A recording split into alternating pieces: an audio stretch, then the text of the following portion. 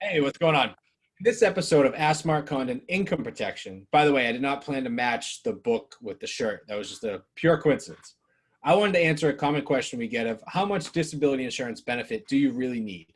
Now, there's no right answer to this question. There's a lot of variables that can come into place, but if you think about it, we're used to living off of roughly 65 to 70% of our gross income. So think of your gross income and subtract taxes. That's what we're used to living off of. Now let's throw it in a hypothetical situation. Let's say you make $100,000 a year and your employer has a group long-term disability plan in place. Generally, they cover about 60% of your base salary. Most plans are 60%. Now to really think about that is, are you in a position where you have a base plus commissions? Now, does your employer also cover your commissions or is it just your base salary? So let's just make it an easy hypothetical. You have a $100,000 salary job and your employer covers 60% of your salary if something were to happen to you and you were have to go out on leave for 90 days or longer. So they'll pay you $60,000 a year or $5,000 a month.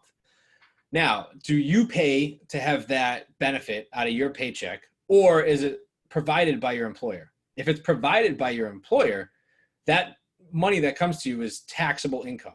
So for easy numbers, let's just say a 25% tax bracket. That 60,000 is really 45,000 after taxes. It's about 37.50 a month. Is that a number that you can live off of based off of your standard monthly expenses? Only you can answer that right now. So if it's not, something to consider is to bridge the gap between that 45,000 and that say 65 to $70,000. So you're looking at about another $20,000 of benefit if something were to happen to you, or $1,700 to $1,800 a month.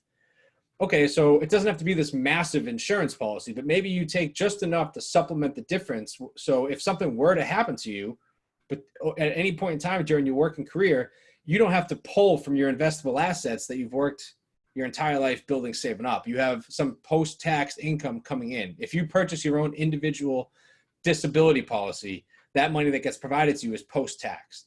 So now you have the $45,000 from work and you have another $20,000 on your own. You're up to $65,000 annually to get you by if something were to happen to you.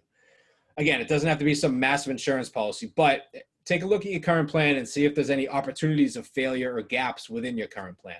If you have any questions, you want to see what makes sense for you, feel free to reach out. Happy to have a conversation. Talk to you soon. Bye.